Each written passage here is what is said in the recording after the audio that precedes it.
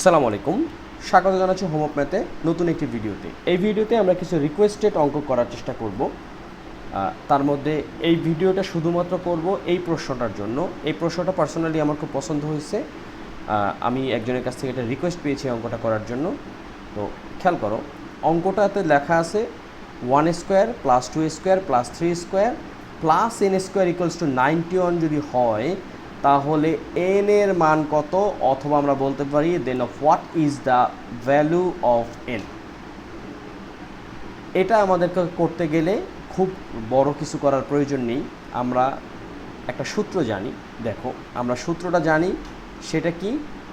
সেটা হচ্ছে গিয়ে S N equals to n into n plus 1 into 2n plus 1 divided 6। এটা কি? এটা হচ্ছে স্বাভাবিক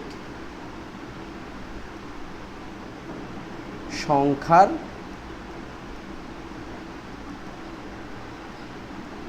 বর্গের সমষ্টি। এখন আমাদেরকে বের করতে হবে একটা জিনিস। চিন্তা করে দেখো যে আমরা যদি এইভাবে চিন্তা করি যে 1কে বর্গ করলে আসতেছে 1, 2কে বর্গ করলে আসতেছে 4, 3কে বর্গ করলে আসতেছে 9, প্লাস ডট ডট ডট এখানে n স্কোয়ার, অর্থাৎ n এর জায়গায় এমন একটা মান বসাতে হবে যেটাতে বর্গের মান এবং টোটাল যোগফলটা হবে হচ্ছে গিয়ে 91। তো বর্গের সমষ্টি আমরা জানি যে এভাবে আমরা লিখতে পারি। এই লাইনটা আমরা এইখানটাতেও লিখতে পারি যে আমরা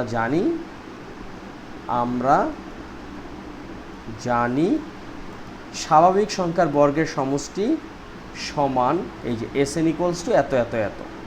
এখন খেয়াল করো, এখানে কত দেওয়া আছে? এটা এস এন সমান দেওয়া আছে 91, আর এই জায়গাটাতে আমরা যা আছে তাই লিখি n into n plus 1 2n plus 1 divided 6। এখন আমাদের কাজটা কি? আমাদের কাজটা হচ্ছে কি, আমাদেরকে এমন একটা সংখ্যা বের করতে হবে যে সংখ্যা এখানে যদি বসাই তাহলে পুরো ব্যাপারটার যোগফল 91 হবে।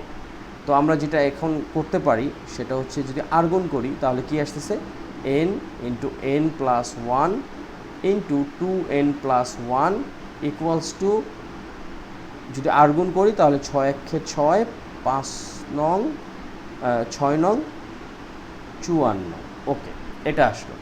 এখন আমরা যদি গুণটা করে ফেলি, প্রথমে যদি এই দুইটা গুণ করি তাহলে কি আসতেছে n স্কোয়ার প্লাস 1, তারপর আসছে ইন্টু 2n প্লাস 1 ইন্টু 546। এখন খেয়াল করো, আমরা এটাকে কি করতে পারি, আবার যদি গুণ করি তাহলে এখানে আসতেছে 2n cube plus n square plus, এরপরে কি আসতেছে, এখানে আসতেছে 2n square plus n equals to 546। বা আমরা যেটা করতে পারি 2n cube plus 2n square আর n স্কোয়ার যোগ করলে আসতেছে 3n square plus n equals to 546। এখন আমরা এই পার্টটুকু যদি যেটাকে করতে পারি 2n cube plus 3n square plus n, এই 546কে আমরা এই পাশে নিয়ে আসলাম, 546 ইকুয়ালস টু 0। এখন খেয়াল করো, এখন আমাদের n এর মানটা কত হলে এই পুরো বীজগাণিতিক রাশিটা 0 হবে? আমরা যদি এইভাবে চিন্তা করি, function of x equals to 0, তাই না?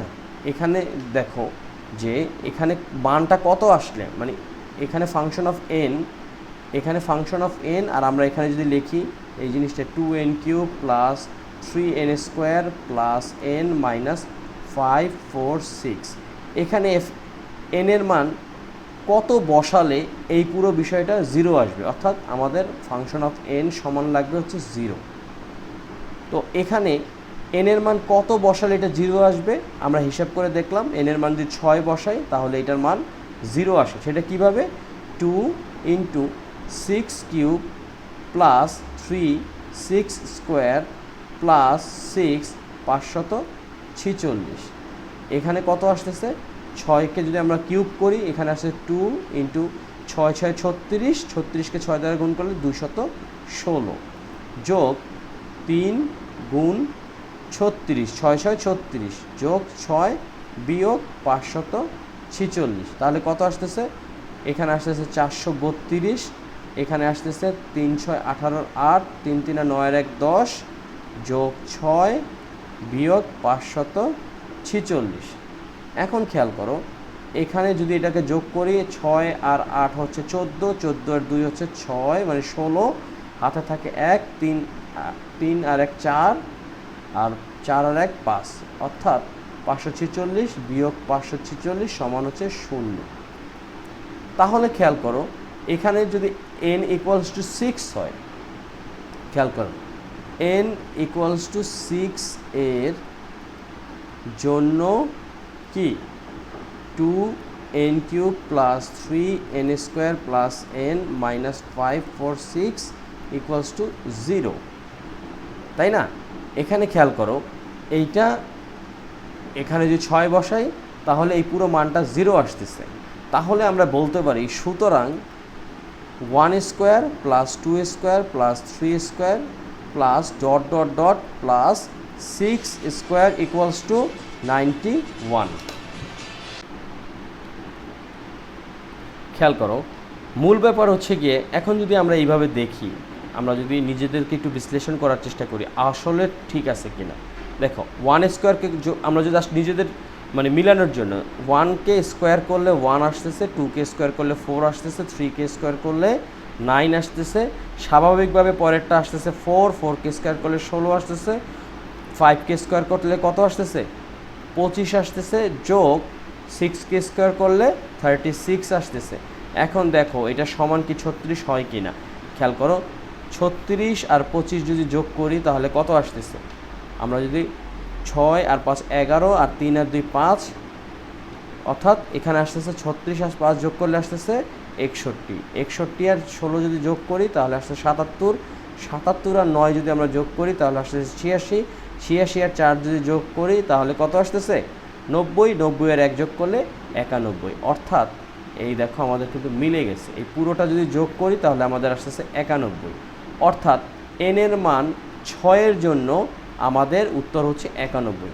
তাহলে এই 6টা আমরা কিভাবে বের করছি, প্রথমে হতেছে গিয়ে আমাদের স্বাভাবিক সংখ্যার বর্গের সূত্রটা নিতে হবে, আর গুণ করতে হবে, এরপরে এমন একটা মান নিতে হবে যেটার কারণে এই পুরো বিষয়টা 0 হবে। অর্থাৎ আমরা দেখতে পাচ্ছি আমরা যদি n এর জায়গায় যদি 6 বসাই তাহলে এই পুরো মানটা 0 হয়ে যাচ্ছে। এভাবেই কিন্তু আমরা অঙ্কগুলো করতে পারবো। তো তোমাদের জন্য একটা অ্যাসাইনমেন্ট দিই, যে সেটা হচ্ছে গিয়ে যে 1 square plus 2 square plus 3 square plus dot dot dot plus n square equals to 140, আমাদেরকে এখানে n এর মান বের করতে হবে। এটা জাস্ট অঙ্কটা করে আমাকে মেল করতে পারো বা কমেন্ট সেকশনে জানাতে পারো উত্তরটা কত হবে। এই ছিল আজকের আমাদের একটা রিকোয়েস্টের অঙ্ক। আমরা সসীম ধারা নিয়ে আজকে আরেকটি রিকোয়েস্টেড অঙ্ক সলভ করার চেষ্টা করব। আপাতত এইটা দেই, আজকের মধ্যে ইনশাল্লাহ আরেকটা অঙ্ক পাবে। তো তোমরা সবাই ভালো থাকো, সুস্থ থাকো, আল্লাহ হাফেজ।